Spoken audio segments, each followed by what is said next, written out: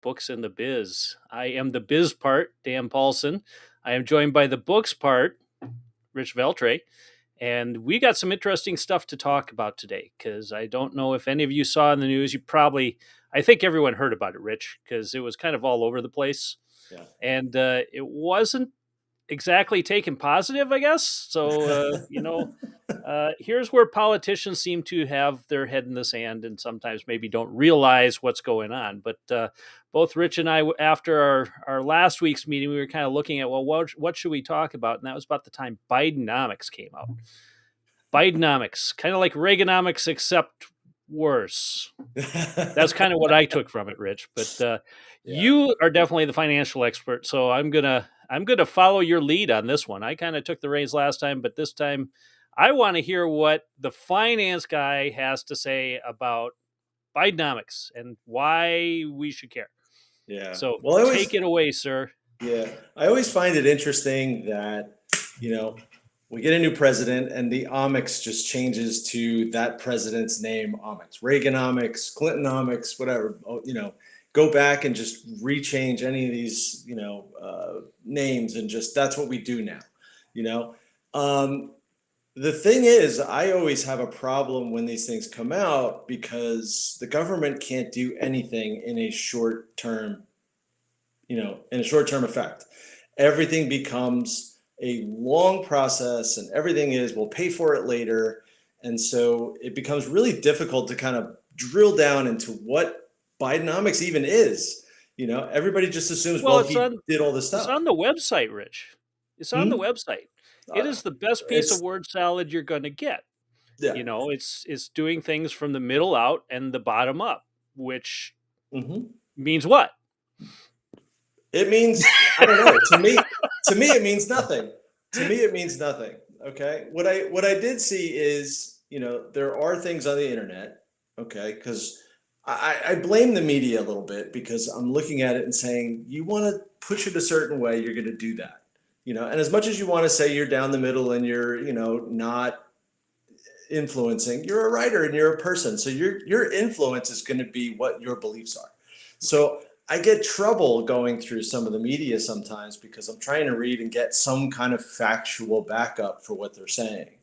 And, there was an article out there that was talking about Bidenomics and what, they're building this on, talking about, uh, low unemployment, you're talking about, job growth, you're talking about, um, you know, these kind of mainstay things, and they're bringing these up because we're heading into an election. Okay, a Of lot of it course. comes into the push is look at all the great things he's doing. What did he do? And I've always asked this. I asked the same thing about Trump. I asked the same thing about Obama before that, Bush before that. What did he do? Okay, because most of these things don't happen overnight. So did the job growth, come about because of, something that the current administration did, the prior administration did, or is it all Jeff Bezos who's just hiring everybody to run around and drive trucks? It Okay. might just be Jeff Bezos. I think it I might be would Jeff say, Bezos. yeah, I would say some of that though. The numbers are falsified greatly, Yeah. and I'm not saying this being left or being right, but when you kind of force companies to shut down over a period of 2 to 6 months Yeah. because of a certain pandemic that was going on, Yeah. which we can argue was it good or was it bad. I have no idea. Yeah. But a lot of the job growth that happened was the recovery of those businesses being allowed to open back up. Hmm. And I have more than once seen the Biden administration take pat themselves on the back for phenomenal job growth. If you look at our last president, his jobs were in the tank. Well, his jobs were only in the tank in the last Yeah. few months of his presidency because, again, of the policies that were out at the Yeah. time. So I agree with you in a lot of ways. Economics is a much longer runway, but there seem to be these short impacts that can definitely Hmm. transform things. Yeah. Um, but it's kind of Uh, interesting when you really come down to economic policy of a government. I don't know if it really changes that much from left versus right, does it? Do you see yeah. any differences really? What? Yeah. I'm trying to figure out. how we can write, if I had to write an article today, okay, how would I write the article that the influence of the government is influencing employment? Okay. Like they all take credit for employment. What did you do? Hmm. And I can't find it. Like I can't necessarily find that one thing that they did that says this is influencing employment. And again, this is not a Biden thing. This is every president does it. Every Yes. single one. Doesn't matter, Republican, Democrat, doesn't matter. They all take a hold of that stat, okay, which as you kind of alluded to, it's a phony stat. Hmm. Because, give me the true number of how many people are out of work. Don't take out the people that, well, they just decided to stop looking. They're unemployed. Whether they Exactly. chose to or not, they're unemployed. But they take that number out, and then all of a sudden numbers look better, and then everybody grabs onto this is a great stat for me going into an election year. You're not helping me out and telling me what's really going on here, right? You're basically giving me something that gives me hope, but I know where hope gets me. As I often say, hope is not a strategy. She Hope is is my not a strategy. wife. She is my wife, but she is not a strategy. She might argue differently, but that's for another episode at another time. Yeah. You touched on unemployment and Hmm. how the government has, I would say, limited impact. Obviously, unless there's some sort of, you know, you need to shut down all your businesses type thing. Um, what are you really seeing out there from your end? I know on the operations side, I have, for as much as inflation has increased, and for as many people as I have that are complaining about costs of hiring and everything else, I am still seeing jobs sit empty. I am seeing a ton of people out there that are looking to fill positions or keep and retain the employees they got. And it just doesn't seem to be any easier now than it was 3 or 4 years ago. What's been your experience on it? Um, I have come across enough to be telling people to realize that we have to fill the void that seems to be stopping the people who are looking for the jobs and the people who are, looking for people to fill a job. So I see this kind of chasm in there where some reason they're not communicating. Like I see people like, I have my resume on Indeed, or I have my resume on Monster or any of these other places, and I don't hear from anybody. Well, did you go and find out if you can go direct? I mean, but they're not doing that. So then the people who are doing direct, you go to them. My son is 16 years old and he wants to get Hmm. his first summer job. So he goes to Starbucks. Okay. And not to bash Starbucks. Okay. It's just this is the way it went. So I apologize if I used a name. Okay. Um, but he A goes to coffee company. Starbucks. He walks into Starbucks, into the store that's closest to home. He could practically walk there if he really had to. We'll give him a ride, but he walks in. This is where he wants to work. He wants to work at Starbucks. The people inside the store say, "Oh, thank God, we need more people." They say, "But you have to apply online." Okay, he did that weeks ago. Did he hear from him? No. Nope. But the store says we're looking for people. Where did his application go? And now take that from the 16-year-old is looking for just a summer job and translate that to the same thing with everybody else. They're not getting that through that, it's got to go to corporate, it's got to go to HR. If that's the case, no wonder you can't find anybody because they've moved on by now because they don't need to wait 6 months for a job.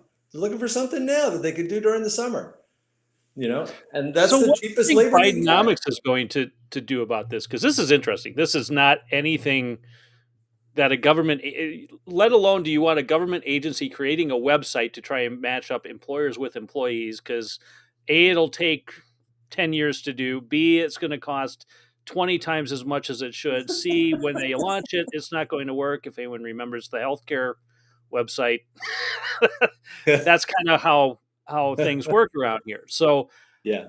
what do you think Bidenomics would be hanging their hat on about helping basically middle class people get employed?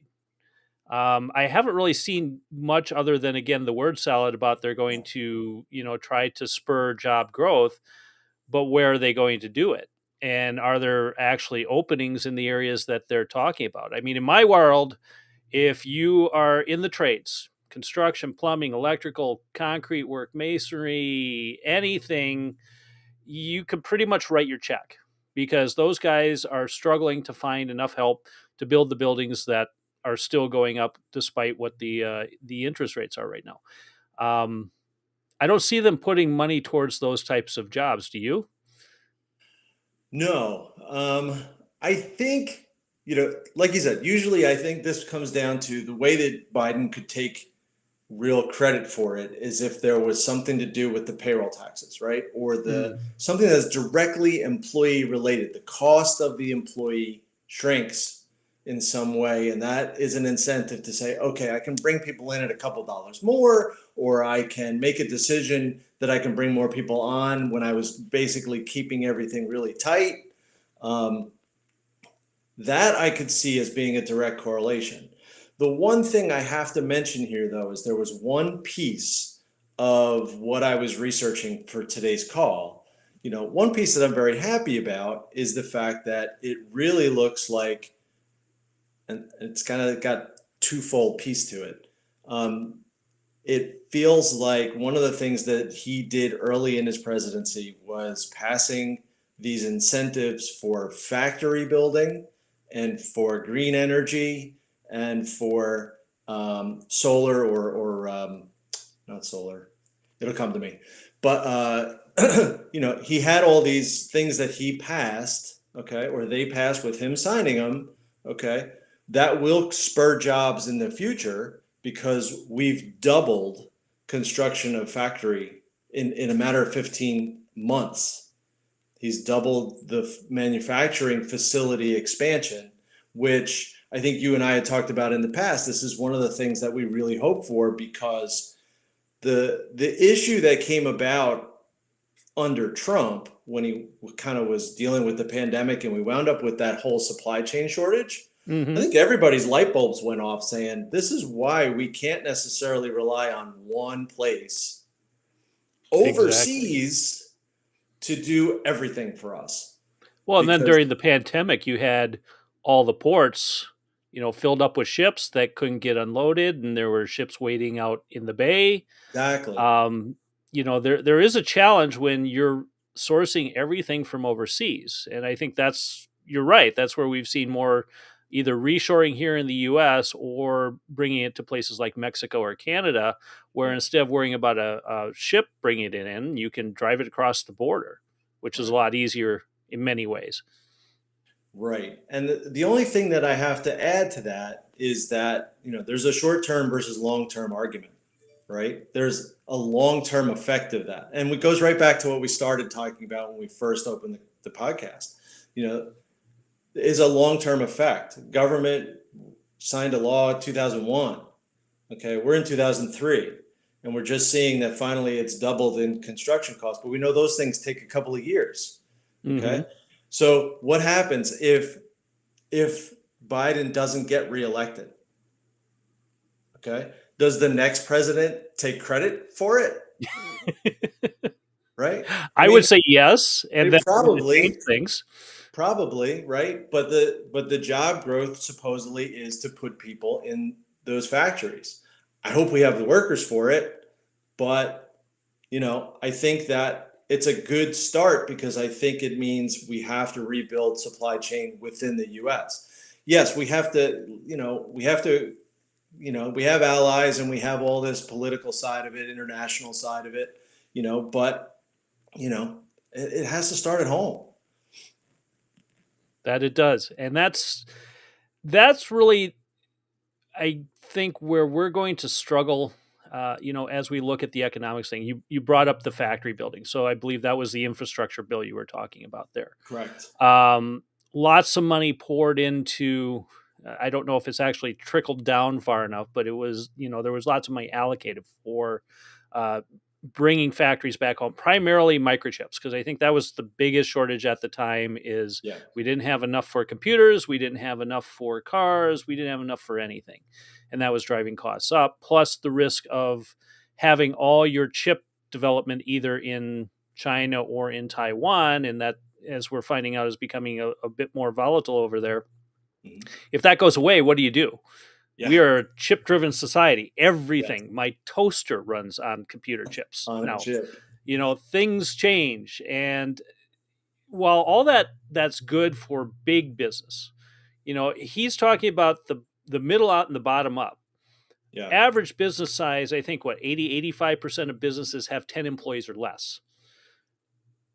How are they getting any benefit through Bidenomics? Because if they're really focused on middle out, bottom up, you would think you would target the Yeah.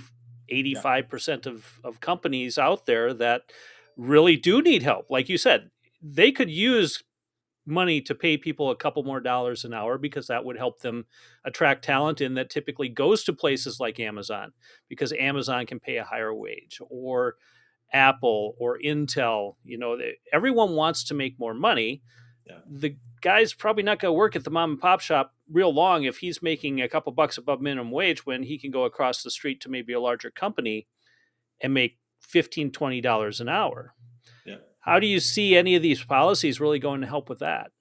Currently, I don't. I think that it's, I'm looking for that direct correlation, and I don't see it. I almost want to say, isn't what we just described still top down? We're just not calling it top down. As we said, we're incentivizing people to build factories here. Okay, well, like you said, 10-person company not building a factory. Correct. Absolutely not. And they're not even going to benefit from being able to use that factory, more than likely, Mm-hmm. unless we now train those people to, oh yeah, you're going to, use that factory as sort of your outsourced manufacturing facility, but then the big guy got even more benefit. So, I'm struggling to call it that, we're building it out from the middle. I'm trying, I'm trying to believe that we're on the right path. Um, but I think, the world's just a crazy different place after the pandemic, and trying to figure itself out and deal with other issues like, you know, inflation. And do we have inflation? Is it really that way? Is the real estate market really tanking? One person says it's tanking. The next person says interest rates just went up a full point. And guess what? They're still buying houses. Okay. So who's right? It's not tanking because people are still coming up with a way to buy the house at the higher price, you Yeah. know? So you try to start anticipating, where's the disaster going to happen? Something's going to happen that either we didn't expect or we missed. Happens, right? Yep. But, they're going to keep raising interest rates, I heard this morning, and I Yeah, they're think I heard it talking the other about what, day. another 2 to 3 more times yet this year, even though Yeah. they skipped last month and didn't raise them then. Yeah. Um, and this is what I've been talking with a lot of my clients about, because they're always asking me, well, Dan, what do you think is going to happen? And if I had a crystal ball, we Yeah. wouldn't be sitting here. I'd be sitting on an island somewhere and raking in the money. But I said, well, based on my research, here's the problem we have. We don't have enough employees for jobs. We're still at about a 5 million deficit based on number of job openings versus number of employees. Two, we don't have the employees trained for the right jobs that are open. So a lot of those jobs are going to sit open for a long time, if ever filled, because the people that you're looking at, just their talent pool doesn't correlate with that. So if Bidenomics was really going to do something for the middle out and bottom up, it would be creating more incentives, more programs to help get people training. They talk about education forgiveness, student loan forgiveness. Mhm. To me, that's not helpful, because it's not helping. We can go into a whole nother discussion about how we need to teach people economics and teach people how to manage money again, but that's another story for another day.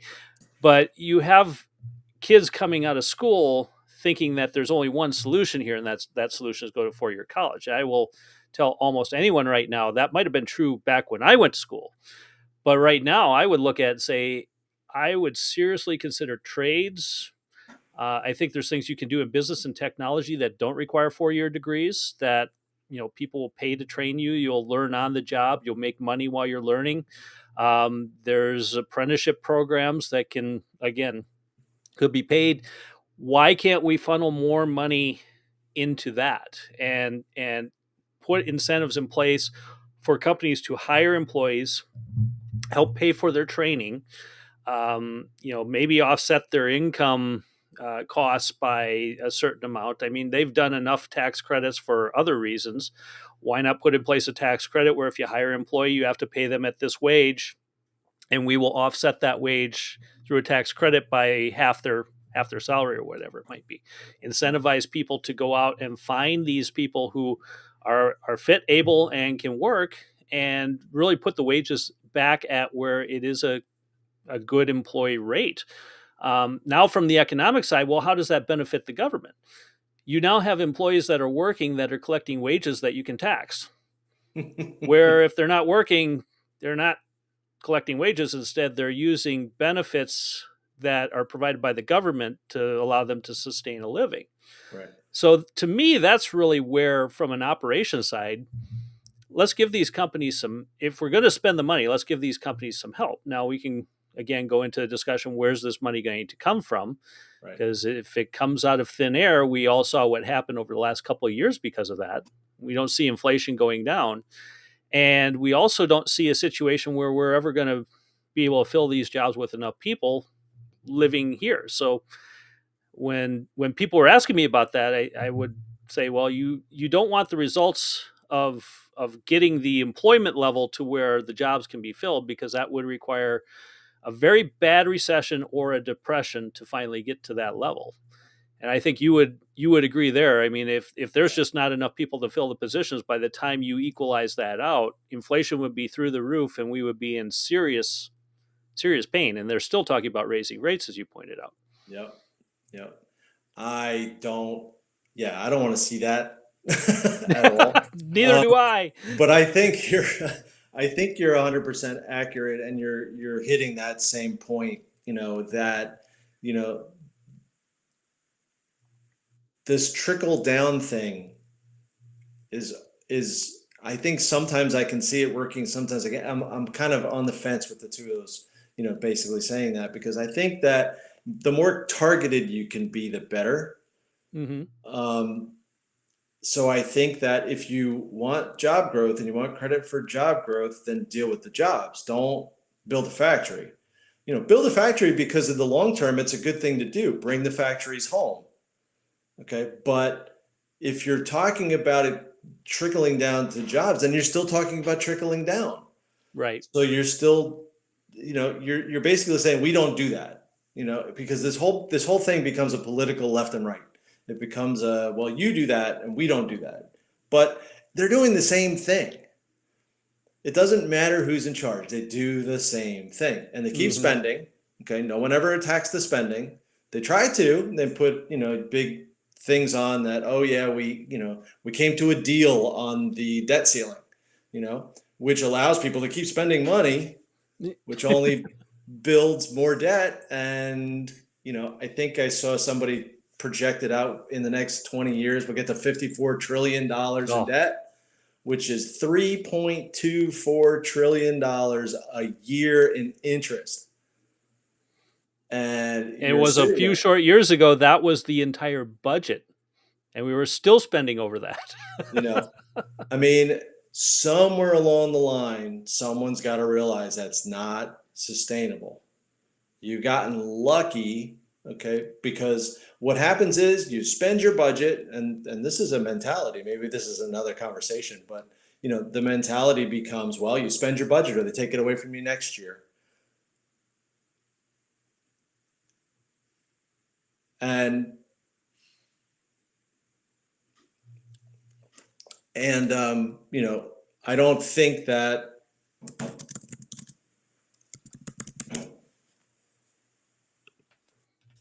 Can you hear me? Yeah, there we go. Okay. Little pause there. Uh, but I think that, you spend your budget or you lose it next year. And in these cases, these guys are kind of doing the same thing. It's like, I have a budget of $1 trillion. I'm going to go spend $1 trillion. And then an emergency comes up and they say, well, guess what? I'm going to spend $2 trillion because that's an emergency. Okay, well, that's debt. Okay, and somewhere along the line, you have to pay that back first. Nobody does that. That was a one-time, mistake. We didn't have that budgeted, and I have to assume. Okay, let me take one step back and give you one caveat. I've been trying to figure out government. I've been trying to figure out government accounting for years. Okay. Okay. I'm so glad I did not go into government accounting. So, I just see it as though, look, if you have a budget of $5 trillion, okay, you can't spend 20. And then next year say, well, that was a mistake. We'll just do better this year. And this kick the can down the road thing just keeps happening. It's been happening since I was a kid. So, we did the same thing with the debt ceiling. We kicked the can down the road and no one's paying attention to that. And so where are we getting any kind of Bidenomics? I really don't necessarily want to give him credit other than the long term, I think, is smart with the factories, regardless of the trickle down part of it. That's not why I think it's smart. I think it's smart because, there were things we couldn't get. You hit the pandemic, the ships are stuck in outside Los Angeles. Everybody's taking pictures of them. Hey, look at all the ships. That's great. Okay. But that's all the stuff you need that's no longer here. Right. Yeah, Sorry, it's going to be interesting to see how this plays out. I mean, what would you tell a company nowadays as far as what's really going to affect them? I mean, for me, it seems like the biggest issues that we need to address are, we've still got to get strong wages to hire the right people. Companies still have to focus on how to retain those folks, and a lot of the methods that they use are not good. They don't work. They spend a lot of money on it, but it doesn't produce the results that they need. So there's situations where they really need to get more focused on how to worry about their own operations instead of how the government could potentially help them. Yeah. As much as I would like to see the incentives we're talking about, I really don't see that happening. Though that I believe, especially in election year, would be very powerful.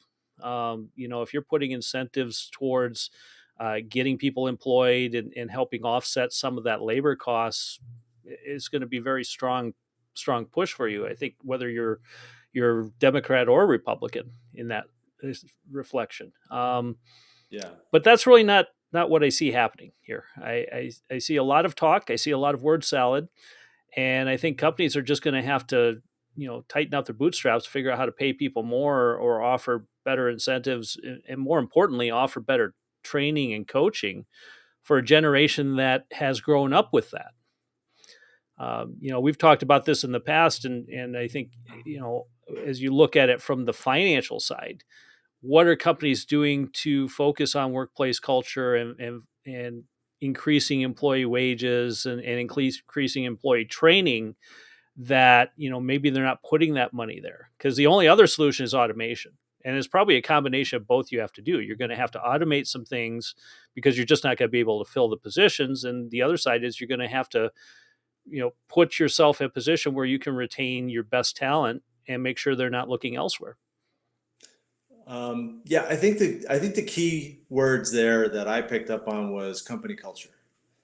I think it's not always the dollars that will get the people to stay and get the people happy and get them productive. I think sometimes there's other pieces that have to go into that. And company culture comes into a big play.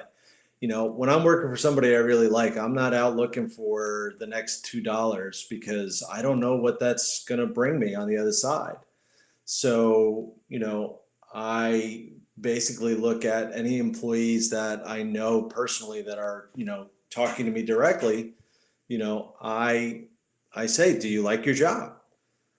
I mean, that's a big piece of it, I think. I don't think, I have a 24-year-old daughter, and she, is looking for a job because she doesn't like the culture at the job she's got. Makes Mm-hmm. sense to me. Makes total sense to me. There's no reason to sit there and not be happy. I mean, you have to do, you have to do the job. It's work, right? And I think, but other than that, I think she has it right. If the company culture doesn't feel right, move on. There's Yep. plenty of jobs out there. There's plenty of people looking for qualified help. So take the leap. It's worth it. Um, Well, especially in this seller's market, it is because you yeah, you are all, at least for the foreseeable future, you are going to have more jobs available than you have people to fill them. So you will yeah, be able to pick and choose. You're just going to have to work at it. I don't think it's going to fall in your lap. And that's where, yeah, the monster.com, Indeed, and all those sites is great to post out there. But I think we can agree that neither side is really actively looking. They're just hoping that yeah, the machine is essentially going to spit out a qualified candidate into their lap, and then they just make a call and they make a hire. yeah. So, But I think that I think it because is going to come down to some level of creativity too. And I think it's actually easier. I could be going way out on a limb here when I say this, but I think it'd actually be easier for a 10-person firm rather than a 50 or 100-person firm because the 10-person firm, everybody generally knows everybody from bottom to top.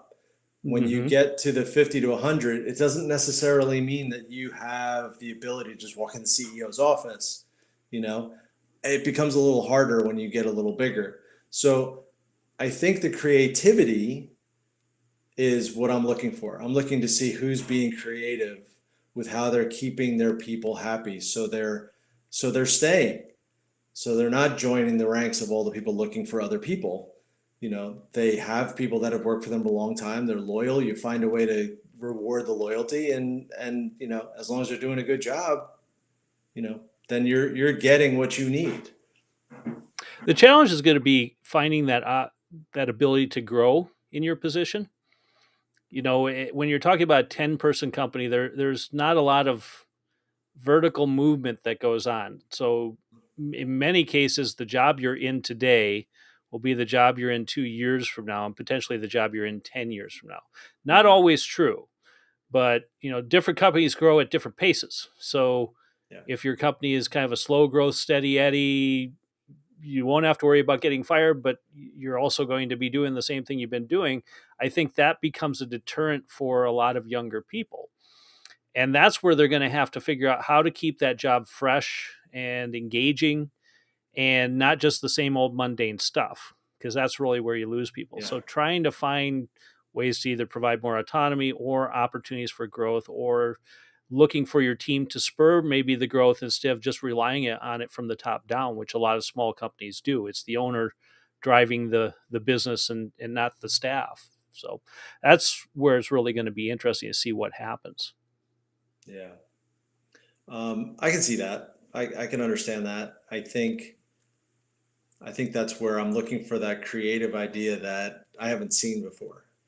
You Yeah. know, just I think there's got to be some innovator out there, and it could be anybody, right? That's just going to say, "Oh, we should try this," and it just becomes viral. you know, but I don't really have the true answer there because I think you're always going to have, you know, conflicting employee goals. You bring somebody on, you train them, you do everything you can for that person. Somewhere along the line, if you don't have that level of growth, there was nothing you could do about it. It was going to happen because that person just eventually will grow out of what you have. The only good thing is if they've been there that long, then there's a loyalty factor, and hopefully they let you know what's the issue, and they feel strongly enough to communicate with you. So you might have a little bit of advance warning. This person's not necessarily happy, and you hold on to it as long as you can, but you start looking because if it takes that long to find another qualified person, you know, you got to be ahead of the game. So it's a different world than it was before. So if you're still trying to do the same thing as before, I Well, don't think that's the way to go. we have people that communicate differently now too. I mean, we Mm. have generations in the workforce now that have grown up on technology, and face-to-face communication is a bit of a challenge for a lot of them. I think we'll have to do an episode on generational differences and how Oh it yeah. impacts the workplace, Oh yeah. because you have a lot of people that, again, very bright, very talented, but when it comes to communication, everything's been a text for most of their life, either in social media or back and forth to their friends. I see it where, there could be three kids sitting at the table, they're not talking to each other, and you see occasional snickers or something. It's the weirdest thing when, I guess, you're our age to sit around a table and have complete silence, yet there's communication going on. But I think that's where also a lot of employees lose out, because they aren't communicating in the way that their employees are being used to be communicated to. Now it's Yeah. two-way street. Those employees also have to learn how to communicate effectively through verbal communication and face-to-face stuff, not just via text or email. Well, they don't really use email, so I'd say text or social media. Um, Challenges we all have to face in this changing dynamics of the Yeah. business. Um, but I think we should probably wrap it up here. So I would say our consensus is that really Bidenomics is a fancy name. It's got a lot of words in it, and it's really not going to change much of anything, because the policies are unclear. I don't think they've really announced what the policies are exactly. Yeah. Um, but in the end, you still have to do your own thing, Yeah. and that's probably the best way to put it: is worry about yourself. Don't worry about what the government or anyone else is doing. Take care of business, and That's if you're exactly struggling right. doing that, find somebody to help you work through it, because that's really what's going to make the difference here. Yeah. Any parting thoughts, Rich, as we get ready to leave here? I think you hit the nail on the head right there, that, it's, run your own race, do your own thing. The government policies will change. They'll always change. Generally, they don't want to surprise anybody, so they change something and then they say it'll be implemented in 6 months. And there's other reasons for all of that. And so you can plan around it as it comes out. But for now, I think people really just have to, you know, keep going, understand that there are outside influencers like interest rates that you really need to, keep in mind. But otherwise, keep doing what you're doing, and the other stuff will fall in, and you take care of it as it comes. Agreed. Agreed. Well, I think that wraps up another episode of Books in the Biz. For those of you who have been watching the live stream, this was our first live stream episode. You probably noticed that I have a bit of a lag going on. I think I'm talking in real time, but my lips are moving as good ventriloquism. So those of you who listen to the audio on the podcast, that's going to be a different story. Hopefully, it'll sound good. But other than that, find us on YouTube. Find us on. We'll also be on various podcast aggregators out there. You can find us on Apple and anyone. Please like and subscribe. That's how you will get the most current information dumped into your feed, and it also helps us out because it helps gain awareness about what we're doing. And as always, if you got a question or you got some ideas, please send it our way. We'd love to sit here and talk about it, maybe give some suggestions how we can help you out. So with that said, this has been Books in the Biz. We're closing out another Thursday. Enjoy your summer, and we will see you next week. See you next week.